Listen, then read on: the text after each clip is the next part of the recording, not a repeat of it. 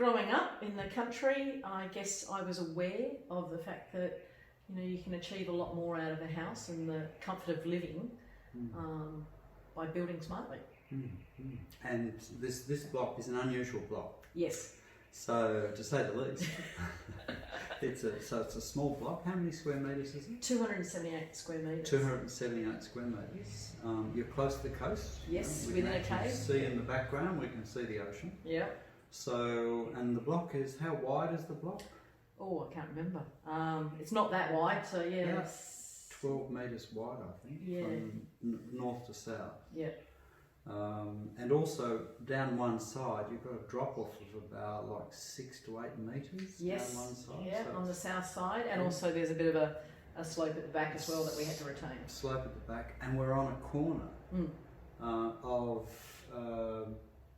2 roads actually, or really 3, one going down the round, one coming up, and then one coming. So interesting block. And so why did you buy the block? The view. The view. The aspect. I was looking at smaller blocks, so I'm not a McMansion person, and even though yes there were some challenges, the overall block was pretty flat. So I do remember when the builder first rocked up, he was quite delighted because he knew how hilly it was up here, thinking some of the blocks have got a nice little slope to deal with. So he was pleasantly surprised. But yes, but it was all about the aspect and the view and the price tag. And orientation, you've got great orientation. I mean, like we're the long side facing directly north. Although interesting, you've got a 2-storey house directly opposite you. Yes, it is quite close, but it's lots of natural light through the design that you helped with. So because as a consequence, being a 2-storey house to the north of you, this is a 2-storey on a narrow lot.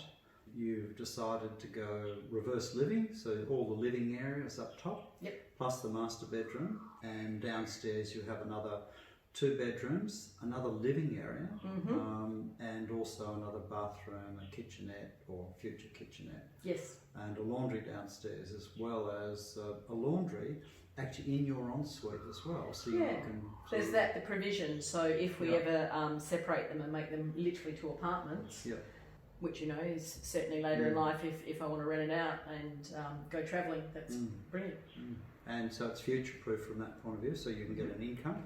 But as well as that, it's designed so it can be separated as a dual key situation for short-term or long-term rent. And also downstairs is designed for wheelchair access, so someone with a wheelchair could actually utilise downstairs. They're wide doorways, etc., flush threshold for the showers, etc. So there was a couple of cold mornings.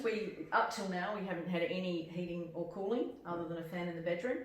Might put a jumper on, but really, certainly during the day. I mean, I know it's spring now, but as long as you open up the windows and the blinds, the sun comes in and warms everything up. Yeah, great. Being a warm person, I love summer. It was beautiful. Like you just open the windows, and being close to the ocean, obviously just a zephyr of breeze, and it cools down. So it was really only a handful of days that it was hot in that middle of the day. That when you're lacking the through breeze, but as soon as the Fremantle doctor kicks in, away.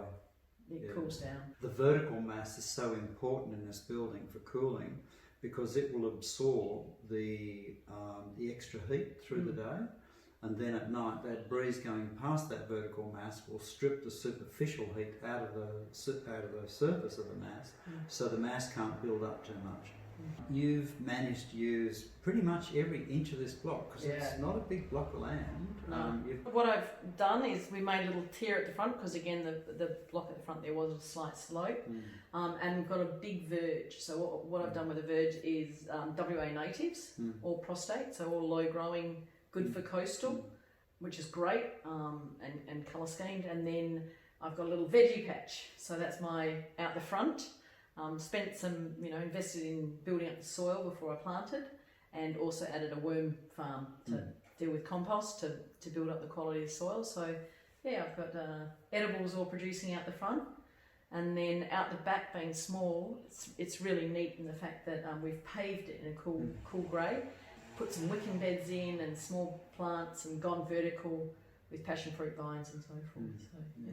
You've got your water tanks. What capacity of water? I've got a small 2,000 litre Yep. slimline, so it sits really neatly against the house. Again, small block, so it doesn't take up too much of that back space. So it fits really neatly in there, I think. It does.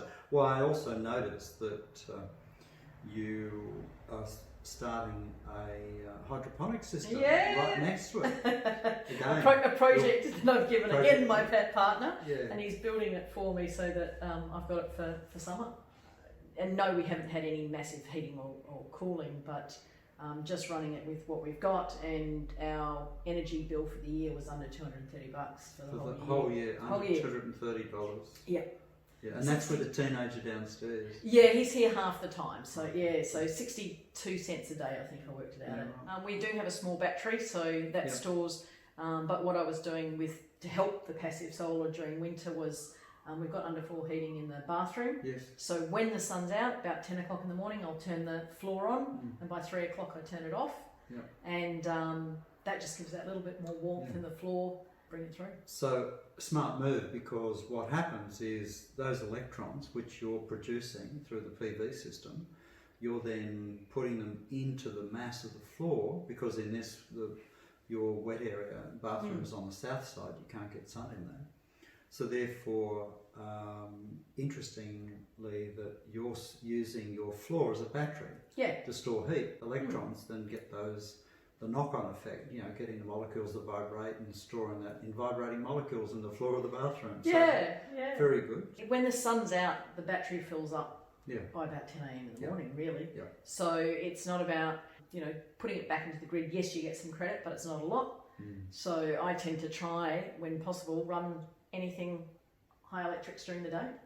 Right. Whatever investment goes in, there's a payback. So it's the old long term, spend more up front to get the quality, and then you have that enjoyment. The design was designed so you could use timber floors, and that's why you have more vertical mass, because we can't use the floor mass as much, because timber is a cellulose, it isolates the slab. So therefore your walls work harder, so therefore we've got the wall mass in particular to actually store more heat in your home. I don't know if I've ever told you that. So, and it was a conscious choice when we talked to you about putting wooden floors on. You gave me the percentages, what the impact is, and we decided we could live with that. Yeah. So that was our choice. It is a home, so it is about bringing those together and making it enjoyable for both. So it doesn't have to be strict. No. So It's choices. We all make choices, and just understanding the impact of those choices and what that means. So Thanks. thanks.